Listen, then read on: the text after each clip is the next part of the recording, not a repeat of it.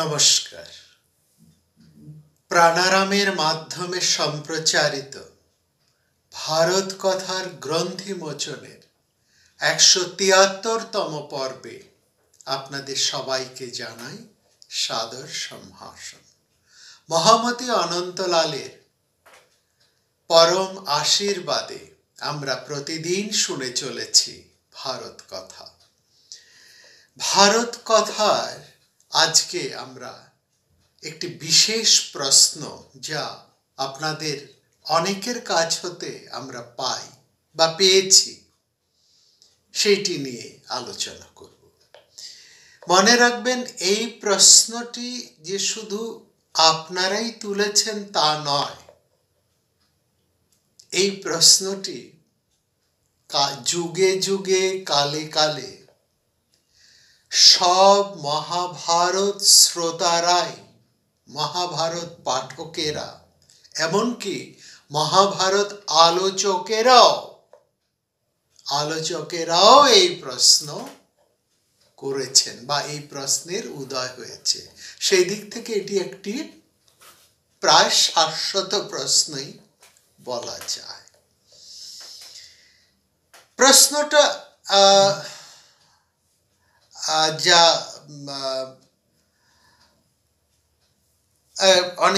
অনেকভাবে করেছেন, আমি মূল সবার প্রশ্নকে মিলিয়ে যে কথাটা একটা কথায় দাঁড় করাই, নানাভাবে নানাজনে প্রশ্ন করেছেন।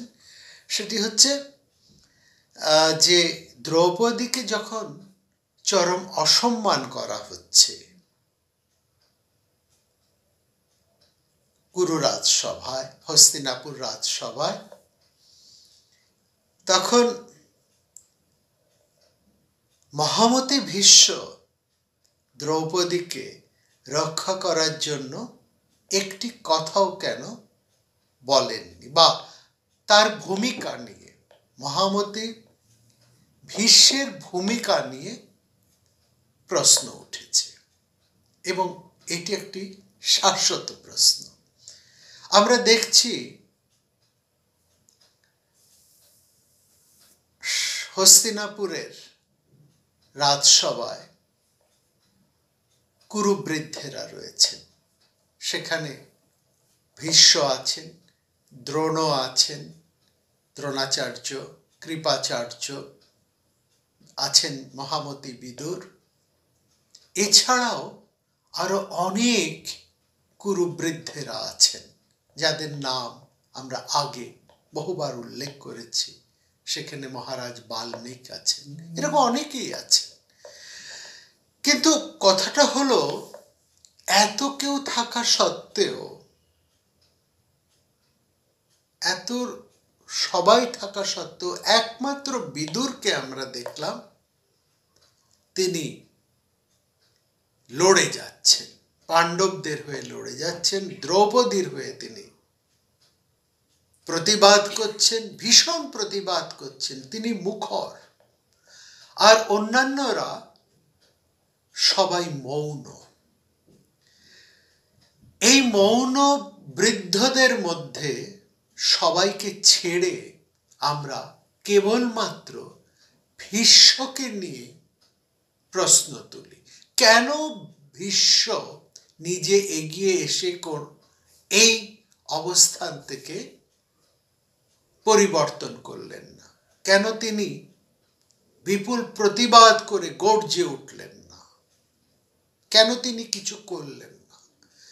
আমাদের ভীষ্ম সম্পর্কে যে ধারণা, এটাই বিশ্ব সম্পর্কে যে আমাদের একটা বিরাট ধারণা, তার প্রভাব, তার গুরুত্ব, তার বৈদগ্ধ্য, তার বীর্য, এবং সমগ্র কুরুবংশের উপর তার যে প্রভাব, এইটা আমরা বুঝতে পারি যে সাধারণ মানুষের মধ্যে এটা অনেক বিশাল। ভীষ্মকে সবাই যে স্তরে রাখেন, সেই স্তরে দ্রোণাচার্য নেই, কৃপাচার্য নেই, অন্য কেউ নেই, এমনকি বিদুরও সেই স্তরে নেই। ভীষ্ম যে সম্মানের স্তরে আছেন, সবার কাছে ভীষ্ম যে মান্যতায় প্রতিষ্ঠিত, সত্যি তিনি এই মান্যতার দাবি রাখেন, এই মান্যতা পাওয়ার যোগ্য অধিকারী। এবং অধিকারী বলেই সমস্ত মহাভারত শ্রোতার, সমস্ত মহাভারত পাঠক এবং সমস্ত মহাভারত আলোচকের, আমাদেরও এই প্রশ্নটা কিন্তু আসে যে ভীষ্ম কেন এগিয়ে এসে দ্রৌপদীকে রক্ষা করলেন না? কারণ দ্রৌপদীর মূল প্রশ্নটা তো তাকেই লক্ষ্য করে। তিনি কুরুবৃদ্ধদের প্রতি এই প্রশ্ন তুলেছেন। সেই কুরুবৃদ্ধদের মধ্যে ধৃতরাষ্ট্রও আছেন, অন্যরা তো আছেন, ভীষ্মও আছেন। আমাদের মনে হয় দ্রৌপদীও সবচাইতে আঘাত পেয়েছেন ভীষ্মের কাছ থেকে তেমন কোনো প্রতিক্রিয়া না পেয়ে। এবার আমরা একটু এই প্রশ্নের উত্তর খোঁজার চেষ্টা করি যে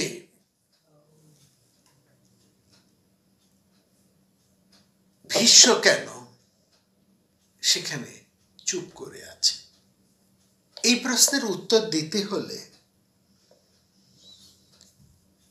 আমাদের অনেকটা পিছিয়ে যেতে হবে।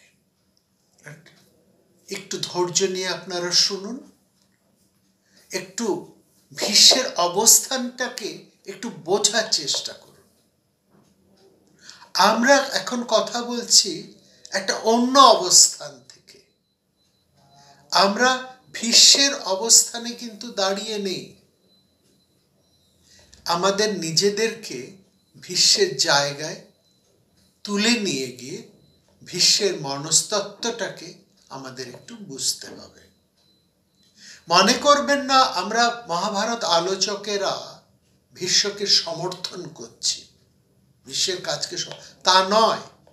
আমরা ভীষ্মের মনস্তত্ত্বকে একটু বোঝার চেষ্টা করছি, তার জায়গায় দাঁড়িয়ে, তার সময়ে, তার শুধু সময় নয়, তিনি যে ধারণা, যে মতাদর্শে তিনি প্রতিষ্ঠিত, সেই মতাদর্শকে মাথায় রেখে, তার সময়টাকে খেয়াল রেখে, তার অবস্থানকে গুরুত্ব সহ বিবেচনা করে আমরা তার মনস্তত্ত্বকে একটু বোঝার চেষ্টা করছি। অনেকেই আমাদের এই যে প্রশ্নটা, ভীষ্মের মৌনতার কারণ কি? তিনি তো সমত প্রকট করে একটা বাধা সৃষ্টি করতে পারতেন, হয়তো তাতে এই চক্রান্ত বন্ধ হতো।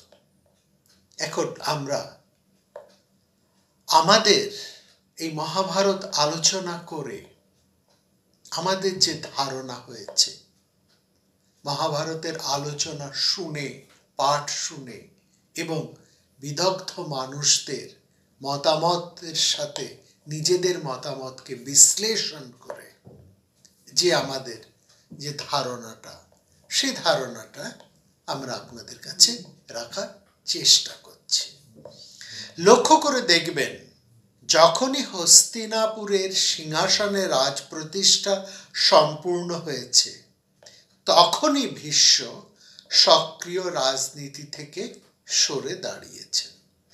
এটা একটা ভীষণ গুরুত্বপূর্ণ পয়েন্ট, এটাকে মাথায় রাখবে। যে মুহূর্তে হস্তিনাপুরের সিংহাসনের রাজ প্রতিষ্ঠা সম্পূর্ণ হয়েছে, ঠিক সেই সময় মহামতি ভীষ্ম কিন্তু সক্রিয় রাজনীতি থেকে সম্পূর্ণ স্বেচ্ছা অবসর নিয়েছেন।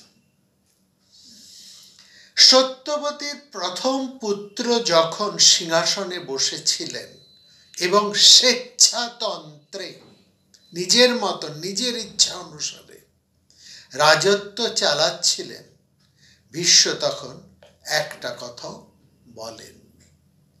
আমরা চিত্রাঙ্গদের কথা বলছি, চিত্রাঙ্গদ যেভাবে প্রমত্ত হয়ে রাজত্ব চালাচ্ছিলেন, ভীষ্ম কিন্তু তখন সম্পূর্ণ মৌন, একটি কথাও তিনি বলেন। অন্যদিকে কুমার বিচিত্রবীর্য রাজা হয়ে যখন সমস্ত বিষয়ে ভীষ্মের পরামর্শ নিয়েছেন, ভীষ্ম তখন পরামর্শ দিয়েছেন। বড় কথা সেটাই তার ছিল জেনারেশন। নিজের বয়স যতই বেশি হোক, তিনি সম্পর্কে বিচিত্রবীর্যের বড় ভাই। কিন্তু হস্তিনায় যখন নতুন জেনারেশন শুরু হয়েছে, নতুন জেনারেশনদের রাজত্ব শুরু হয়েছে, সেখানে শুধু পুত্রকল্প ভ্রাতুষ্পুত্রদের বিয়ে দেওয়া ছাড়া তিনি আর কোনো কিছুর মধ্যেই যাননি। এটাও লক্ষ্য করার। এখানে আরো একটা কথা হলো বিদুরের উপস্থিতি। বিদুর অসাধারণ রাজনীতিজ্ঞ ব্যক্তি। রাজনৈতিক এবং পারিবারিক সমস্ত ব্যাপারে বিদুর যা ভাবেন, যা বলেন, তার সঙ্গে কিন্তু লক্ষ্য করবেন ভীষ্মের কোনো মনান্তর বা মতান্তর হয় না। ধৃতরাষ্ট্রকে সৎ পরামর্শ দেওয়ার ব্যাপারে বিদুর যেখানে তার মত ব্যক্ত করেছেন, সেখানে তিনি অনর্থক নাক গলিয়ে নিজের মর্যাদা নষ্ট করেন না। নিজের বলতে এখানে ভীষ্মের কথা বলছি। যেখানে বিদুর ধৃতরাষ্ট্রকে সৎ পরামর্শ দেবার ব্যাপারে নিজের মত ব্যক্ত করেছেন, সেখানে ভীষ্ম কিন্তু আর অনর্থক নিজে কথা বলেননি। এখানে শেষ কথাটা হলো দুর্যোধন। হস্তিনাপুরের রাজনীতি এখন তার পরের জেনারেশন ছেড়েও তার পরের জেনারেশনে গেছে। নিজের জেনারেশনে ছিল একমাত্র বিচিত্রবীর্য অব্দি, সম্পর্ক বড় হলেও বিচিত্রবীর্য সম্পর্কে তার ভাই নিজের জেনারেশন। পুত্রকল্পর জেনারেশন ধৃতরাষ্ট্র, কিন্তু দুর্যোধন হচ্ছে পৌত্র। পৌত্রের সঙ্গে কতটা যাবেন, কতটা কথা বলবেন, সেই জেনারেশন গ্যাপ যেটা আমরা কথায় কথায় আজকাল বলি, তোমরা তো ছোট জেনারেশন যারা আমাদের পুত্রকল বা পৌত্র, তারা তো কথায় কথায় তাদের কাছ থেকে আমরা এটা কি শুনি না যে তোমরাদের সাথে আমাদের একটা জেনারেশন গ্যাপ, ওটা তোমাদের সময় চলতো, আমাদের সময় চলে না, তোমরা তো আমাদেরকে বুঝতেই পারো না। সত্যিই আমরা আমাদের নেক্সট জেনারেশনকেই বুঝতে পারি না, তার পরের জেনারেশনকে আমরা চিনতেই পারি না। এটা তো ঠিক। বিশেষত দুর্যোধন আত্মঅভিমানী, তিনি দুর্মুখ, তিনি প্রচন্ড আত্মঅভিমানী, দুর্মুখ, অসূয়া পরায়ণ, এবং তিনি কারো সম্মানের ধার ধারেন না। তিনি ভীষণ অভিমানী, দর্পিত, এবং কুচক্রী মামা ছাড়া তিনি আর কারো কথা শোনেন না। এরকম একটা অস্থিরতার মধ্যে ভীষ্মের মতো মর্যাদা সম্পন্ন মানুষের কথা যে বলা চলে না, এটা যে কোনো অভিজ্ঞ বৃদ্ধ মানুষই বুঝবেন। আপনাদের যাদের নাতি নাতনি হয়ে গেছে, তারা কিন্তু ভীষ্মের অবস্থানটা খানিকটা হলেও বুঝতে পারবেন, এই জেনারেশন গ্যাপের বেদনাটা কোথায়। এইটাকে আমি একটা পয়েন্ট, এইটাকে মাথায় রাখবেন। কিন্তু সব ব্যাপারে কথা না বললেও কিছু কিছু ঘটনা ঘটে যায় যেখানে কুলবৃদ্ধ ব্যক্তির চুপ করে থাকা চলে না। চুপ করে থাকলে সমাজ তাকে দোষী সাব্যস্ত করে। ঠিক সেই রকমই একটা জায়গা এলো যখন পাণ্ডবেরা শকুনির পাশার চালে সবই হারিয়ে ফেললেন, এমনকি নিজের স্ত্রী দ্রৌপদীকে পর্যন্ত। দ্রৌপদীকে যখন উন্মুক্ত রাজসভার মধ্যে ধরে আনার আদেশ দিলেন দুর্যোধন, তখন কুলজ্যেষ্ঠ ভীষ্ম রাজসভায় বসে আছেন। দ্যুতক্রীড়ার যা ফল হলো তা তার কাছে অত্যন্ত অরুচিকর হলেও তিনি নির্বিকারভাবে তা সহ্য করে চলেছেন। সভায় আসার আগে দ্রৌপদী কিন্তু একটি প্রশ্ন তুলেছিলেন। তিনি প্রশ্ন করে পাঠিয়েছেন যে যুধিষ্ঠির আগে নিজেকে বাজিতে হেরে পরে দ্রৌপদীকে বাজি রেখেছিলেন, নাকি আগে দ্রৌপদীর বাজি হেরে পরে নিজেকে বাজিতে রেখেছেন, নিজেকে হেরেছেন। এই প্রশ্নটি কিন্তু দ্রৌপদী আগ করে পাঠিয়েছে। এইসব প্রশ্নের জবাব দেওয়া সম্ভব হয়নি, কোনোভাবেই এইসব প্রশ্নের জবাব দেওয়া যায়নি, উপায় হয়নি। কারণ তার আগেই দুঃশাসন দ্রৌপদীকে সবাই টেনে এনেছেন এবং দুর্যোধন, কর্ণ, শকুনি উৎসাহে দুঃশাসন চরম অসভ্যতা শুরু করে দিয়েছে। দ্রৌপদীর অসহায় অবস্থা দেখে এরা যত আনন্দ পান, কুরুসভায় উপস্থিত বৃদ্ধ সজ্জনেরা তা দেখে লজ্জায় মরমে মরে যাচ্ছিলেন।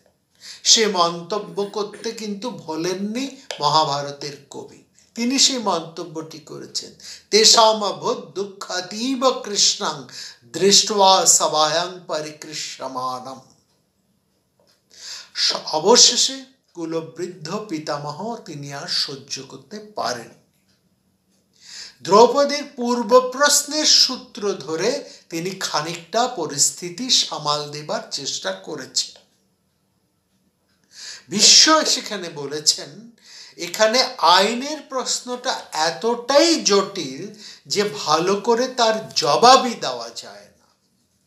না ধর্মসংস্কৃত সুভগে বিভক্তুং শ্লোক্লোমি তে প্রশ্নমিমং যথাবৎ। দেখো, শকুনি যুধিষ্ঠিরকে পণে জিতেছে বলেই যে তোমাকে জিতেছে তা কিন্তু ঠিক নয়, এ কথা ভীষ্ম বলেছেন। খেয়াল করে দেখবেন, আমরা এটা বলেছি, ভীষ্ম বলেছেন যে শকুনি যুধিষ্ঠিরকে পণে জিতেছে বলেই যে তোমাকে জিতেছে তা কিন্তু ঠিক নয়। আবার তোমাকে জেতার পর যুধিষ্ঠির যে স্বীকার করেছেন, লক্ষ্য করুন, তোমাকে জেতার পর যুধিষ্ঠির যে স্বীকার করেছেন হ্যাঁ আমি হেরেছি, সেখানেও তোমার বিপদ কিন্তু রয়ে গিয়েছে। এটা বোঝার চেষ্টা করুন। Mark this point.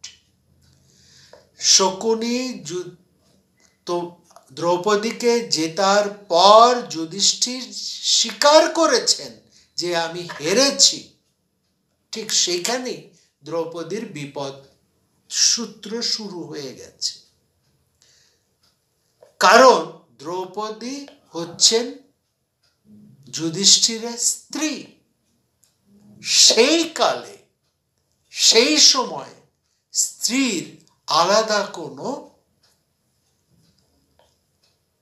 আইডেন্টিটি ছিল না। স্বামীর সাথে এক আইডেন্টিটিতে স্ত্রী থাকতেন। সেকালের আইন অনুসারে, সেকালের পরিস্থিতি অনুসারে, সেকালের রীতি অনুসারে।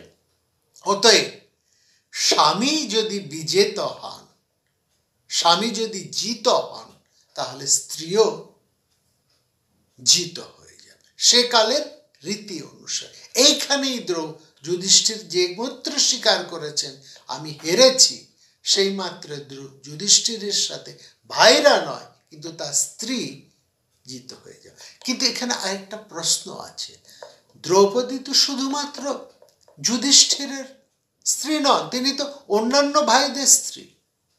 কিন্তু উত্তর হলো সেই ভাইরাও তো আগে হেরেছেন, দ্রৌপদীকে হারার আগেই তো সেই ভাইরা হেরে বসে আছে। সুতরাং পঞ্চস্বামী হেরে গেছেন বলে পঞ্চস্বামী স্ত্রীও কিন্তু হেরে গেছেন সেকালের রীতি অনুসারে, সময় অনুসারে। এইটি হচ্ছে একটা পয়েন্ট। আবার দেখুন, ভীষ্ম আরেকটি কথা বলেছেন, দেখো যুধিষ্ঠির নিজের ইচ্ছেতে তোমাকে পণ রাখেননি। এই কথার আরেকটি আইনের আরেকটি ফাঁকও কিন্তু ভীষ্ম তুলে দিচ্ছেন দ্রৌপদীর হাতে। বলছেন যুধিষ্ঠির নিজের ইচ্ছেতে তোমাকে পণ রাখেননি, শকুনি তোমাকে পণ রাখতে বলায় যুধিষ্ঠির পণ রেখেছেন। অন্যদিকে শকুনি যেমন পাশা খেলতে পারেন, যুধিষ্ঠির সেরকম পাশা খেলতে পারেন না। শকুনি যে অন্যায়ভাবে কপট পাশা খেলতে পারেন, যুধিষ্ঠির সেই কপট পাশা খেলা জানেন না। তেমন পারেন না বলেই যুধিষ্ঠিরকে দিয়ে শকুনি অন্যায়টি করিয়ে নিয়েছেন। কাজেই তোমার প্রশ্নের উত্তর দেওয়া খুব মুশকিল। তস্মান্নতে প্রশ্নমিমং ব্রবীমি। ভীষ্মের মীমাংসা শুনে দ্রৌপদীর অবশ্য কোনো লাভ হয়নি। তিনি একটু রেগেও গেছেন। ভীষ্মের কথার খানিকটা প্রতিবাদও দ্রৌপদী করেছেন। কিন্তু ভীষ্ম যে কেন তেমন তাকে জোর দিয়ে তার প্রশ্নের মীমাংসা করতে পারলেন না, সেটা যেমন যদি দ্রৌপদী বুঝতে পারলেন না, তেমনি দ্রৌপদীও যে ভীষ্মের অবস্থাটা কেন বুঝতে পারলেন না, এই দুটি না বোঝার পেছনে কারণ ছিল সেই সময়ে কৌরব সভার অবস্থাটা। দ্রৌপদীকে কেন ভীষ্ম রক্ষা করতে পারলেন না এবং ভীষ্মের অবস্থাটা কেন দ্রৌপদীও বুঝতে পারলেন না, এইটা মূল আসলে হচ্ছে কৌরব সভার অবস্থাটা এমনই ছিল যে ভীষ্মের সত্যি কিছু করার ছিল না, তিনি খুবই অসহায়। কৌরবেরা যুধিষ্ঠিরের মতো অনভিজ্ঞ পাশা খেলাকে অন্যায়ভাবে হারালেও যুধিষ্ঠির সেই হার স্বীকার করে নিয়েছেন। যুধিষ্ঠির বুঝেছেন যে খেলাটা অন্যায়ভাবে হচ্ছেন, কিন্তু সব বুঝেও তিনি কিন্তু হারটা স্বীকার করে নিয়েছেন। এই অবস্থায় যুধিষ্ঠির যদি বলতেন না এটা অন্যায়ভাবে খেলা হয়েছে, আমি এই অন্যায়ভাবে খেলা স্বীকার করি না, তাহলে একটা কথা ছিল। কিন্তু তিনি হার স্বীকার করে, সব জেনে শুনে বুঝে তিনি হার স্বীকার করে বসে আছেন। এই অবস্থায় কৌরবদের জয়ের উন্মাদনা এমন তুঙ্গ অবস্থায় ছিল, সেখানে শকুনি দুর্যোধনদের অন্যায় কৌশলের কথা বেশি করে বললে ভীষ্মেরই চূড়ান্ত অপমান হতো। একটু আগে ভীষ্ম দেখেছেন বিদুরের চরম অপমান ঘটেছে ওই রাজসভায়। যুধিষ্ঠিরের বোকামিতে, আমরা বারবার বলবো, যুধিষ্ঠিরের বোকামিতেই এই সুযোগ তারা পেয়ে গেছেন। যুধিষ্ঠিরের কাছে বারবার সুযোগ ছিল, তিনি যেই মুহূর্তে বুঝেছেন ভাইয়ে ভাইয়ে খেলা হচ্ছে না, সরে আসতে পারতেন। তিনি যেই মুহূর্তে বুঝতে পারছেন শকুনি অন্যায়ভাবে খেলছেন, তিনি সরে আসতে পারতেন। তিনি বারবার শকুনির দ্বারা প্রলোভিত হয়ে বিপর্যস্ত যখন হচ্ছে, তখনও তিনি সরে আসার সতেক উপায় ছিল। তিনি হার না স্বীকার করতে, তিনি বলতে পারতেন এটা অন্যায় খেলা হয়েছে, আমি এখানে এই খেলা খেলবো না, আমি এই খেলা মানি না, কেউ তাকে বাধ্য করতে পারত না। কিন্তু যুধিষ্ঠিরের বোকামিতে, মূর্খামিতে এই সুযোগটা পুরোপুরি কৌরবদের হাতে চলে গেল। কৌরবেরা একটা ভালো সুযোগ পেয়ে গেল। দ্রৌপদীকে পণে জিতে তারা অতিমান্য কাকা বিদুরকেই পাঠালেন যে দ্রৌপদীকে নিয়ে এসো। তারা এতটাই উন্মাদিত হয়ে গেছে, উন্মত্ত হয়ে গেছে। কাজেই বিশ্ব বিদুরের মতো নিরঙ্কুশ প্রতিবাদের মধ্যে আর গেলেন না। গিয়ে তার কোনো লাভ হবে না, অপমান ছাড়া তিনি আর কিছুই রক্ষা করতে পারবেন না। তিনি দ্রৌপদীর আইনের প্রশ্নটি সবার সামনে রেখে, যুধিষ্ঠিরও ঠিক করেননি, শকুনিও ঠিক করেনি, এরকম একটা কথা বলে একটা সমঝোতা করার চেষ্টা করেছিলেন। ভীষ্ম দেখলেন কিছুই হলো না। দুঃশাসন দ্রৌপদীর বস্ত্র আকর্ষণের অসভ্যতায় শেষ বিন্দুতে পৌঁছেছেন। যুধিষ্ঠির সত্যের বাঁধনে বাঁধা ভীম কিছু করতে না পেরে দুঃশাসন দুর্যোধনকে বধ করার প্রতিজ্ঞা উচ্চারণ করলেন বারবার। দুঃশাসন তাতেও থামলেন না। দ্রৌপদী বুঝলেন তার স্বামীরা নিরুপায়, দ্রৌপদী আবার সেই আইনের প্রশ্ন তুলে ভীষ্মের মুখের দিকেই তাকালেন। দ্রৌপদী বললেন, আপনারা শুধু বলুন এরা আমাকে জয় করেছে কিনা, এরা আমাকে দাসী দাসী বলে ডাকছে, আপনারা শুধু বলুন মহারাজ পাণ্ডুর কুলবধূ কখনো দাসী হতে পারে কিনা। পিতামহ ভীষ্ম ভীষণ বিব্রত বোধ করলেন, আবার বললেন, এই প্রশ্নের মীমাংসা করার সাধ্য আমার নেই কল্যাণী, তবে শুধু এইটুকু বলতে পারি যে এই যে ঘটনা ঘটল তাতে এই বংশের চরম সর্বনাশ হবে, কেউ তা রোধ করতে পারবে না। এই কথাটি বলল। বস্তুত ভীষ্ম নিজেও দ্রৌপদীর অবস্থা দেখে প্রাণহীন শুষ্ক শরীরে যেন বসেছিলেন। সুতরাং দ্রৌপদী যে আইনে প্রশ্ন করেছেন সেখানে ধর্মরাজ যুধিষ্ঠির যেহেতু নিজের জালে নিজে জড়িয়ে গেছেন, তাই দ্রৌপদীর কথা সঠিক উত্তর দিলে যুধিষ্ঠির সুখে থাকতেন না, এবং তাতে কৌরব কুমারদের এই দুঃশাসন, দুর্যোধন, কর্ণশূকর এদের অসভ্যতা আরও বাড়ত। ভীষ্ম তাই প্রশ্নের মীমাংসায় না গিয়ে আইনের প্রশ্নটি যুধিষ্ঠিরের হাতেই ছেড়ে দিয়েছেন, কারণ নিজের যতই বিপদ হোক যুধিষ্ঠির সত্য হতে বিচ্যুত হবে না। এইটুকুই শুধু আমরা বলতে পারি। আমরা এখানে ভীষ্মের চরম অসহায়তা বলতে পারি। সত্যি তো একজন মানি লোক কি করতে পারে, তার নাতিরা যদি এতটাই অসভ্য হয়, দুর্বৃত্ত হয়, সে রোধ করা তার সাধ্য হয় না। আপনারা বর্তমান সমাজের দিকে একটু তাকান, ঘরে ঘরে দেখুন, এরকম ঘটনা আপনারা দেখতে পাবেন। সেখানে একজন শিক্ষিত প্রতিষ্ঠিত দাদু বা ঠাকুর দাদা, যিনি একসময় সমাজে খুবই প্রতিষ্ঠিত নামী এবং সেই পরিবারের সর্বজনমান্য, তিনিও যে কি ভীষণ অসহায়তায় ভোগেন তা আমরা বুঝতে পারি। ঠিক এই অবস্থাটা ভীষ্মের।